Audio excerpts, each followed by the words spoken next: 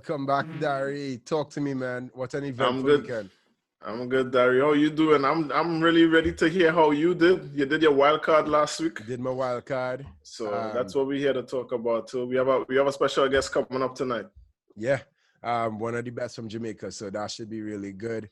So tune in for that. My wild card weekend didn't go as planned.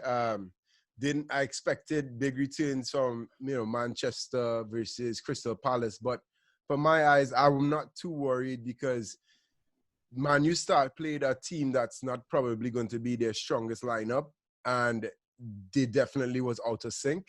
Now, if 2 weeks happen and they're out of sync, then I'll be worried. But brought in Bruno, brought in Martial, Luke Shaw, not too worried about that. I didn't get returns from Salah, and I didn't get return from Willian, but got the hat trick from Calvin Lewin. He was the So guy I was in. you believe that the moves they made with your wild card should still help you in the upcoming weeks? Yeah, because the players I have, I could always downgrade. There's no player that I can't downgrade to. So the wildcard move definitely helped me. Bringing in Bruno, I could downgrade to basically a lot of players besides KDB, and I could downgrade Orba to KDB, which is the move that I plan to make. So from the start of it all. So I'm going according to my plan. KDB was impressive. KDB was impressive. Before you go too deep into your wildcard team, we just want to talk about the things that happened with our league and stuff this week. First, we wanted to give some quick shout-outs. First one is to Denzel Charles. He had 101 points this week. That was amazing. He captained Son, who was big this week. I mean, yeah. Yeah, shout out to Denzel. The leader in our league, the FPL Island guys, is Kemba Simon, with his team Malandros, the real Malandros. Right. And last but not least in our competition between yourself, our guests, and myself, you picked Anthony Martial in week 2. He had 2 points. 2 points. I had Richarlison. He had 12. Ooh. And our previous guest, Hyper Hopper, he had Mason Greenwood with 1 point. So as it stands, it's Darius with 4, Daryl with 19, Daryl with 19, and the guests with 21. So the guests are still in the lead, but close the gap. Oh, nice. Tell us just your last thoughts on your wildcard before we bring our guests in. Yeah, so to me, I am happy because, like I said, I could downgrade my team, move around my team.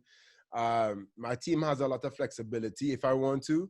I know that there isn't a player that just got transferred in, Bale. I don't want Bale in my team. And, for example, I wasn't impressed. We'll talk about it later. I wasn't impressed with Spurs, despite Son getting 4 goals. If you watch that game, and I have some stats. But funnily enough, I saw 8 of the 10 games this weekend, and the Spurs game wasn't one. But I had Harry Kane in my team. I text you right away, and I was like, Dari, do not buy that hype. I missed 2 games this week. I missed the Spurs horrible. game and I missed the Leicester game. Those were the 2 games I didn't see out of the 10 this weekend. Yeah, and I was just saying in the group chat, like, Spurs played bad. They played against a team that was battling relegation at some point last year. Yeah. And the only thing that killed them was just Southampton was just playing at such a high line, and 6 chances, 6 shots on goal, and they had 5. Like, Spurs against a better team, I wouldn't send any of my players to get Son or Kane. Well, we have a guest coming up tonight too. Let's see how his team did as well. Yeah. Shall we bring him in? Sure, bring him on, man. All right. So this is one of the best from Jamaica coming on here, and we'll take a look at his team as well. Yes. Hey, fellas. Obviously, thanks for having me on. Just to give a little insight. Big up to the mans and them. But yeah, you guys let me know what you want to talk about, what you want to hear. I can give it to you from the left. I can give it to you from the right. Give us a brief history. Like Darius said, we did our research. I saw that you were like the number 6 ranked Jamaican player in history. So yeah, how long you been playing, and tell us your strategies, and then go into how you're doing right now and what's your plans for the next week.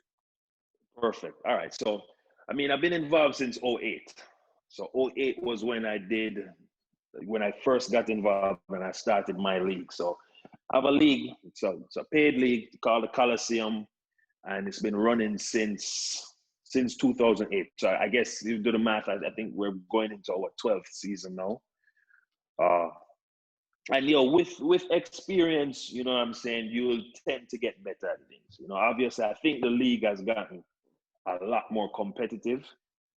It was, you know, you could run rings around people in 2009 without doing too much. In 2018, 19, 20, you kind of have to have a dedicated strategy. You have to be willing to put in the hours. You have to be willing to do the research.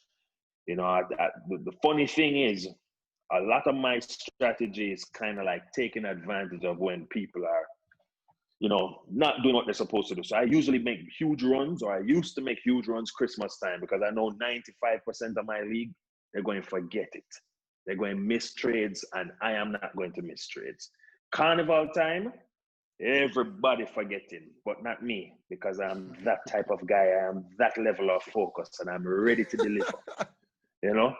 So yeah, I've had some good years. I'm just like everybody else. I've had some not so strong years, and strategy-wise, I'm pretty sure we'll kind of get into it. But for me, ideally, a big part of my strategies, and I think this kind of goes with everybody else. For for starters, you want to have a solid core in terms of, I try and have like 7 players. I feel as if I'll probably start you guys, regardless of the fixture. I like to call them fixture proof.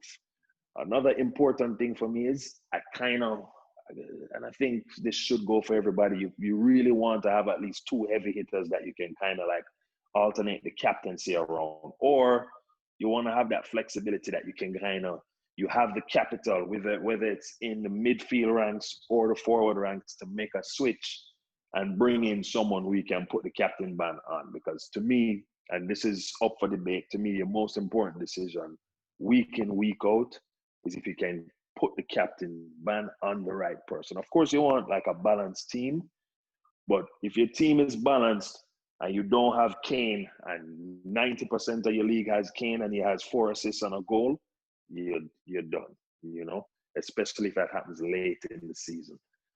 So I agree with that. I guess, yeah, that's just brief. It's just all right. So tell me one last thing about your history before we go into the current situation. So I just look at his team. I saw you have, I think, 4 top 50K finishes. What do you have to do this season to get another top 50K finish, or is that your goal? Well, my goal is to do a little bit better than that. But, as you guys know, you need a little luck, especially in the start, to kind of like get those types of finishes, or you have to go on a huge run at some point in time. What I think needs to happen for me, and typically I try and do this early out, and I'm going to discuss a little bit more about, the funny thing is that I think COVID has impacted everything, and it's going to impact fantasy. Yeah, we're going to start seeing it. I've already seen some evidence of that, and we'll have some discussions with that. But I do want to kind of shift my team into who I think are the players that are on form right now early. So I think there's the gentleman named, you guys can correct me if I'm wrong, there's a guy named Bamford who's doing well, he's priced below 6 million, which is ridiculous. You have some other people that I have my eye on that I feel as if, hey, you probably need to, supplement your team with these guys, whether they be like price picks where they're, probably a little bit cheaper and they allow you some flexibility. Would you consider doing like that? Darius used his wild card last week. Would you consider using your wild card early, or is that something you normally wait for? All right, so that's a good question. So usually I'd wait for something like that. All right, but typically the usage of the wild card for me, and for a lot of the more, I don't even want to call them more advanced players, because then it makes it seem as if the move is the right move. But a lot of the guys I play with, we typically wait, at least the second wild card is something that we'd use before a huge double week. I've been playing the game 12 years. I think that maybe only 1 year that I've played, we've never had like a massive double week. We've had situations where we've had triple game weeks. So a situation like that, the strategy in the past has usually been wild card into like the weekend right before that, and then you bench boost or you triple captain. So you usually save those 2 and you use them as a pair. I've done that several years, and the years that I've done those UK finishes, it has been like a double week. I'm scoring 160 points, 150 points. Has happened repeatedly. You know, not every year, but it has happened more than once. The issue this year is that the catalyst that typically causes those huge backlogs of games, and all of a sudden Manchester United or, you know, Man City has to play 3 games in 7 days and it's a triple week or it's a double week. It's usually because of the FA Cup. What happens is they make deep runs in the FA Cup, and when you get too deep into the FA Cup, they start moving your games around late. What could also happen is the replays. So if you tie at a certain, I can't remember which stage it is. If you draw the game in the FA Cup, I think you this year don't they're need to gonna. go I to think this year. penalties. I think You this year have they're to not play gonna it do. over. I think this year they're not gonna do the replays. I have to research that, but because Aha. of COVID, like you mentioned, I don't think they're gonna do the replays. So that might not be a big issue Right. this year. I'm So, not too sure. well, that's where I'm getting to, you know. So in the past, if 2 teams tie, that's a double week immediately.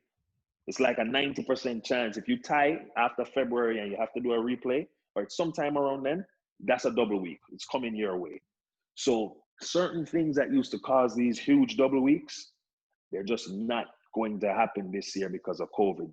So if you're holding on to that wild card thinking you're going to double and get 12 or 15 players that are playing twice, some playing 3 times, and it's going to be like, oh, I'm trying to score 170 points, that situation may not happen this year. So whereas I may have been really hesitant to use a wild card early, you know, because I'm saving it, you know, for the right time, at least that second wild card. Yeah. That second wild card is usually held on for, you know, the double week and the bench boost. Now it's a situation where, for me, I'm trying to figure out, all right, when do I play these chips, you know? When do I play a bench boost if I'm not expecting a huge double week?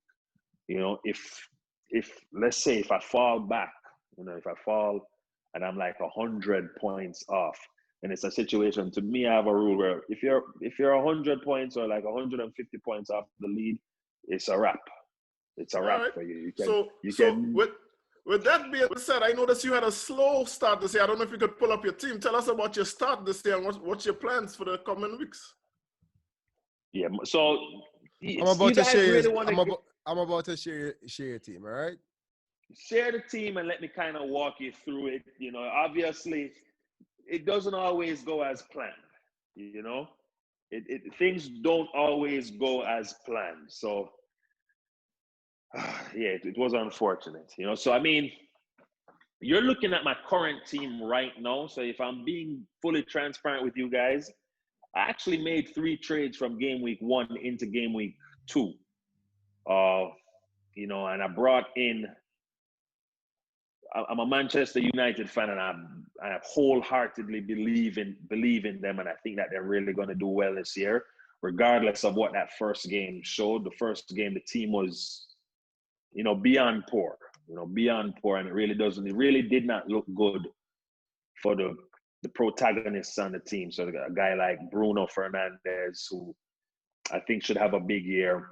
Anthony Martial, even though he was reclassified from a midfielder to a forward, I still think he's going to have a huge year. I still think this guy has 20 goals in it, right. You know. But, you know, you really have to get them at the proper timing, you know. And to be honest, the game against Crystal Palace, they actually looked a step or 2 off the pace, you know. But why you, as a Manchester United fan, what do you think? Because I gave my thoughts on what happened in that game, and I moved my wild card to get those players in, as well as save room to get the City players in following weeks. But what do you think happened in that game, and if you think the season will look similar to that? Well, here's the thing. This is what I will say. I think a huge problem Manchester United has right now is they do not have enough depth, meaning it's very tough for them to bring one guy off the bench who's quality and can keep the tempo moving, you know. So if you saw, we had to start Tommy McNamee.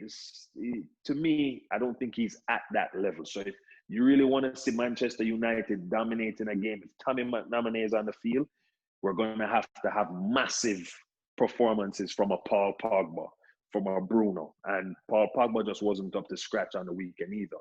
So I guess what I'm getting at is that usually we'd start Matic in the midfield, who's typically the guy who collects from the back and kind of keeps the game going. He was coming into the team, and Ole, I saw before the game, Ole said that he was resting Matic because he came in late, Bissaka and all those guys. Yeah, Wan-Bissaka didn't play as well, and to be honest, just the replacement for Wan-Bissaka, they're just not ready for. Yeah, they're just not ready for this level of play. You know, he played at Crystal Palace a couple of years, and it was tough for him even there. So that's a gentleman. So the starting right back was out, who's a critical part of the defense, just a critical player. Right. We also had Mason Greenwood, who was benched, and that was probably because, you know, of his antics with the English national team. They probably had to sit him on the bench, but this is a quality player. And his replacement, Dan James, they're just not ready for the Premier League yet, you know, so. Yeah, and he's more of a come off the bench guy, whereas Greenwood is his star player, you know? Dan James should not even come up off the bench. Maybe I'm just being a little harsh. But these players, they can't play in other top 6, top 7. They wouldn't get on the pitch. Dan James couldn't get on the pitch for Everton. Right? No, he'd have to watch from the bench. He wouldn't get I agree with that. You know? I agree with that. So I'm looking at your team here. So this man couldn't start at. Let's head to. I'm looking at your team here. I see you have some good players. So you had Son on your team. You had the Leicester defender Castagne. I see you had Calvert-Lewin. Where you trying to take this to the next week and the week after that and the week after that? Who are the guys you looking to bring into your team? All right. So excellent question. So I mean, I think a pretty obvious move. Aubameyang just dropped 0.1. I think it's pretty obvious everybody is picking up Kevin De Bruyne, and you probably should be. If he's not in your plans, you need to get him in your plans because he can be detrimental and he can put you out of the league by October quickly if you don't have him in your team. So just my thoughts on him right now. I actually wanted to watch him play. You guys can hear me perfectly, right? Yeah, we hear you. Yes. Yeah, so Kevin De Bruyne, you have to pick this man up pretty, immediately. I'm going, as soon as I hang the phone up with you, I'm probably going to end up putting him in my squad. Before you know it, he might be 12.5. Yeah, you know, it's really unfortunate because it's tough to there's a website that you can go to that tells you when these guys are going to go up in price. You know, they literally call it down to 3 hours. So I hadn't checked. I didn't think Aubameyang's price was going to fall because Kevin De Bruyne's price went up yesterday. It's highly unlikely it goes up again before Friday, but it probably will go up on Friday again. So my thoughts on KDB. That's a move. That's definitely going to be the move. That's a move.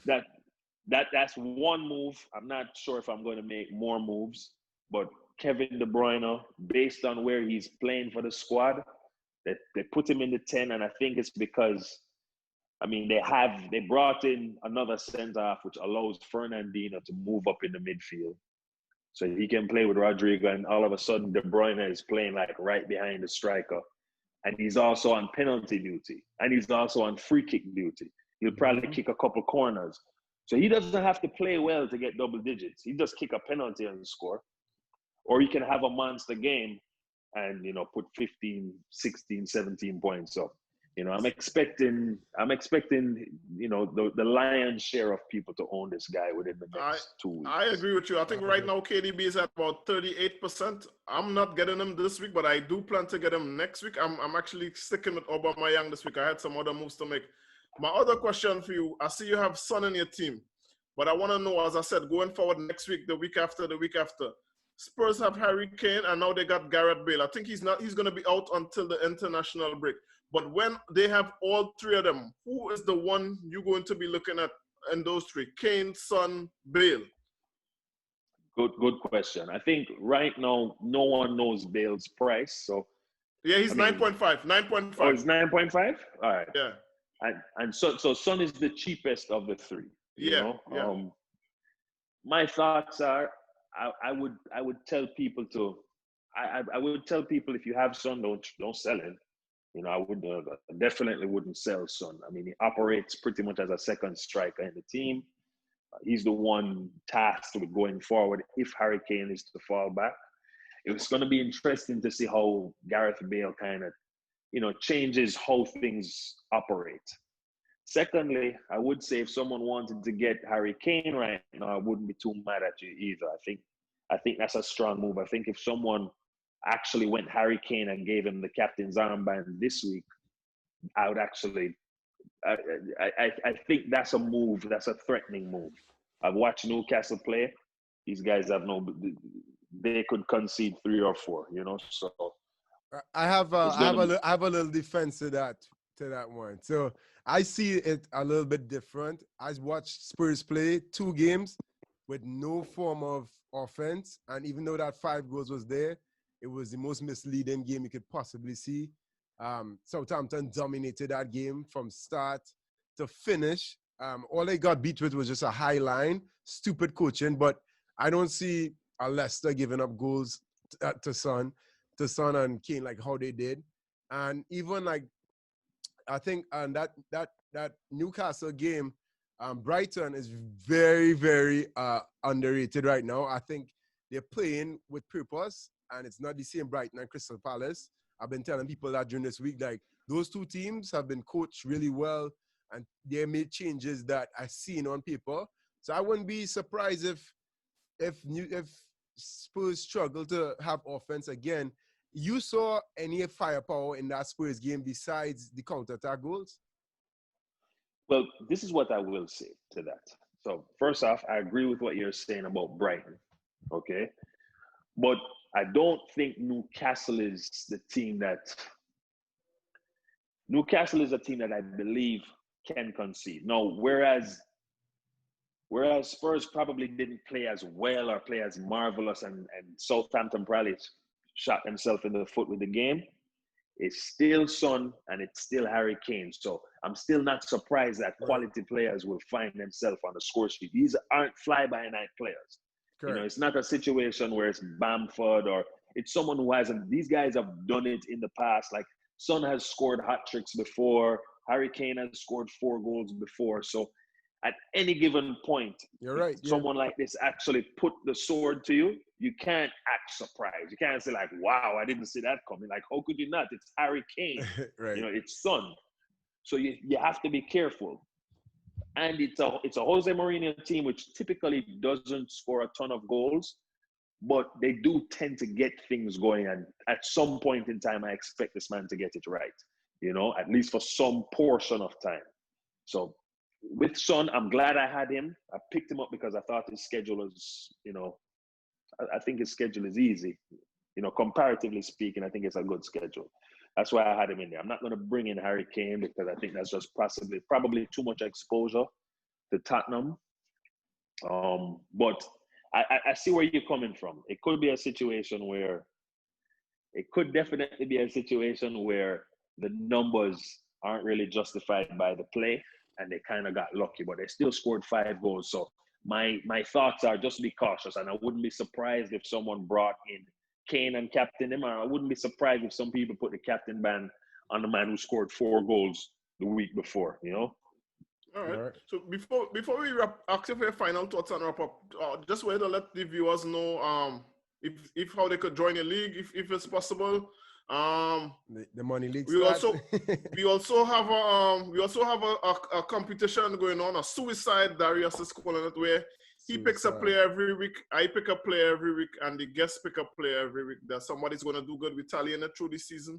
Want to know who you're going to represent for the guests this week? Which player you're going to select? Game week 3. 3. That's somebody that's going to do really good this week for the guests. All right, and this person doesn't have to be on your team, do they? No. Anybody. Okay. You just can't pick anybody. Another guest picked before. So our 2 previous guests picked Salah and Greenwood. Happy pick. Okay.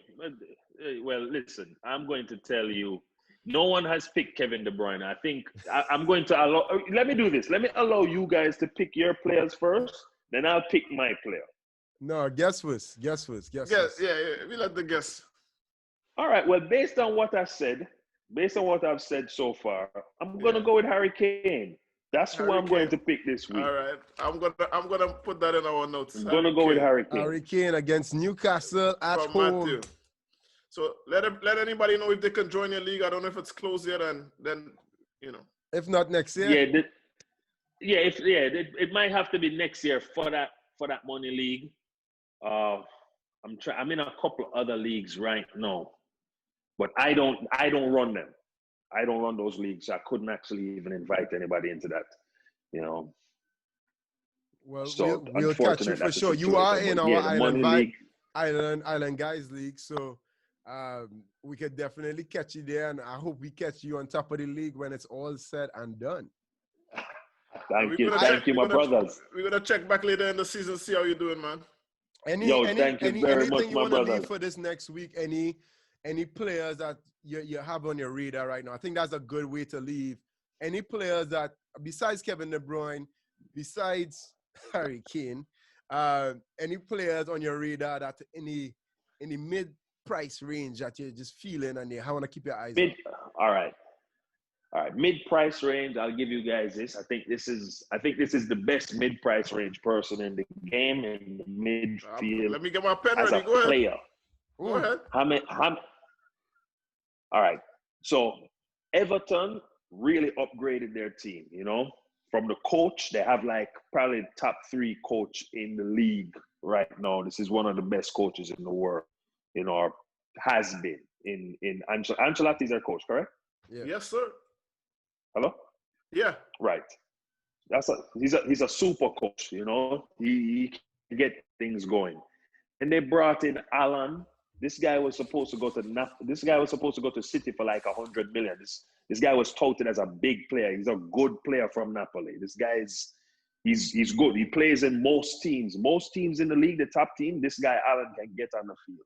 And then they bring in James. James is top draw.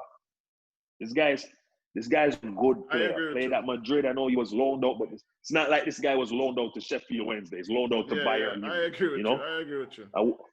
And when so I've watched him play twice.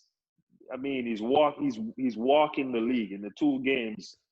He's a cut above everyone. So I wouldn't be surprised if he got things going for his team. So I believe he's priced at 7.5. It's not too bad. What would be sweet? Might be good. He went up to 7.6, but he's a good price. Yeah. Yeah, so the telling thing for a guy like this, I'll tell you to go and get this man, is if you find out he's the one kicking the PKs. I don't know who's going to be really kicking the PKs, because Gylfi will kick them from sometime. Used to be Leighton Baines back in the past. I don't see anybody on the team right now who's going to step up over him and say, yo, I'm kicking this penalty. I don't see that guy. So if James is their penalty taker, he's probably going to be one of their free kick takers, just like Lucas Digne. If he's their penalty taker, that's the man right there. All right. That's the man you need to look into. Nice. Perfect, man. Thank you, Matthew. One of the best out of Jamaica. Hey, thank you, fellas. So keep at it. I hope to see you on the top of the league. No, don't worry, you will. I don't even have to ask. I'll be there. Just give me till December. That's typically when my team is moving. The beast of weeks in December. Let's go. Let's go. Good luck against Gameweek again. Bless up. All right, bro. Yo, fellas, thanks a lot. It was fun. Take care. All right, man. Respect.